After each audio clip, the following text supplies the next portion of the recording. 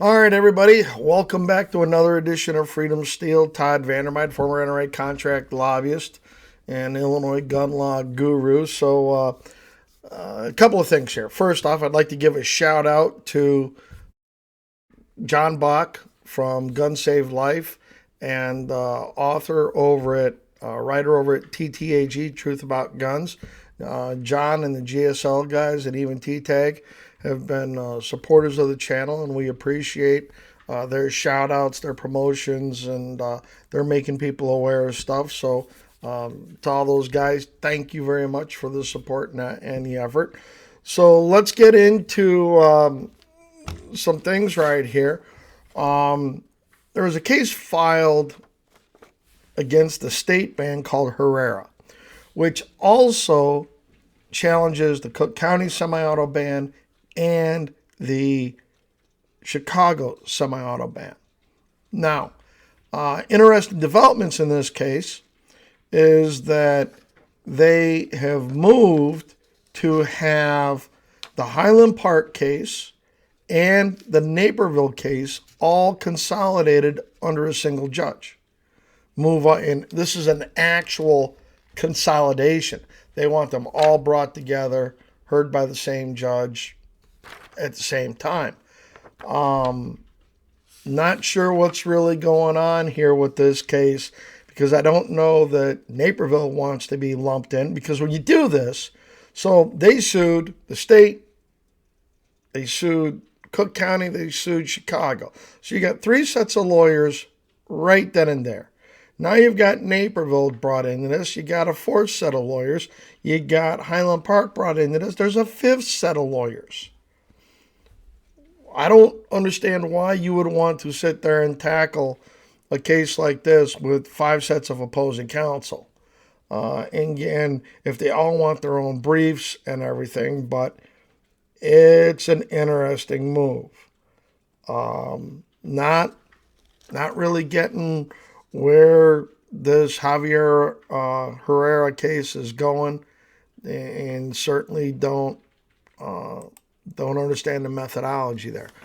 Speaking of consolidation, yesterday ISRA put out the executive director's message, and in that he said that all the suits that deal with the state's Illinois so-called assault weapons ban will be brought together under the ISRA lawsuit Harrell v. Raoul.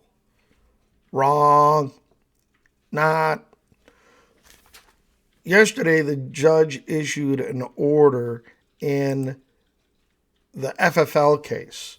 And in that, he said specifically, so from Judge McGlynn yesterday in the FFL case, although these cases have not been consolidated, the court wishes to keep them on a similar timetable. There, the judge specifically said they have not been consolidated. They have not been brought under the ISRA case. The ISRA case is the low-numbered case, and that is why, since they filed first, we ended up in front of Judge McGlynn, because the Attorney General's office was trying to have them move to a different judge. And one of the other attorneys that filed, Thomas Magg, made the appropriate notice to the court that the appropriate low-numbered case, if we're going to follow the practice of the Southern District, is to kick this over to Judge McGlynn, not a judge out of East St. Louis. So that's what happened there. But there's some interesting developments with the ISRA litigation. So ISRA started another case against the Cook County semi-auto ban back in August of 2021. They sought to go after that. They've been litigating it. It has been drug out. And they thought they were going to go to trial earlier this year. And then lo and behold, the state passes their semi-auto ban. And then around Christmas time, there was an effort on behalf of anti-gunners to have the Highland Park case and the Naperville case combined with the Cook County case. Well, ISRA made a move to have their Cook County SemiAuto ban case put on a stay and held in abeyance until the federal case in Southern Illinois was disposed of or decided. And so yesterday, the Cook County State's Attorney's Office filed a motion opposing ISRA's attempt to stay this case and said, actually, if you want to go by low numbered cases, this case is very similar to what they filed in Southern Illinois. And if any case should be stayed, it should be the case in Southern Illinois. And ISRA, they may have a bit of a problem here because you have ISRA, SAF, and FPC, all three litigants in the Cook County case. You have ISRA, FPC, and SAF as litigants in the case in Southern Illinois. There might be an argument to have those two cases either combined or the Southern Illinois case stayed. I'm not an expert in all the federal court procedures that go on here. However, it's another fight that you're going to have to fight in another courtroom. And this is where you get all this stuff moving in different directions. And, everybody wants to go play in the sandbox. Everybody thinks they're the smartest guy in the world on how to get this stuff done. You've got consolidation efforts at the state Supreme Court level with the 4 state cases.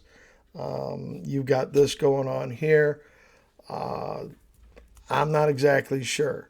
But one thing I will tell you is, I'll tell you what's going on with these cases, and I will keep you guys informed. There was an order filed today for the 4 cases in Southern Illinois. We'll have more on that a little later once we see all the documents and we have an opportunity to talk about that. I think there's a movement afoot to keep all of the 4 cases on the same briefing schedule as the judge has enumerated here. And I think that's going to be beneficial for getting these things moved. And understand this, no matter who loses at this level in the Southern District, it's going up on appeal. It is going up because if we lose, and I don't think we're going to, then we will definitely appeal it to the 7th Circuit. If the state loses, they are going to appealing this to the 7th Circuit. That's just the way it's going to go. They are not going to take a loss down there. They're going to jump to the 7th Circuit and see what they can do. And then our goal is to get that moved swiftly through the 7th Circuit so that, we have a lasting injunction, and then we can try out the merits of everything else. But as always, guys, short update on what's going on here. So please hit that like, subscribe buttons, hit the notification bell, copy and paste this link around into your social media sites, the blogs, forums, whatever pages you hang out on at.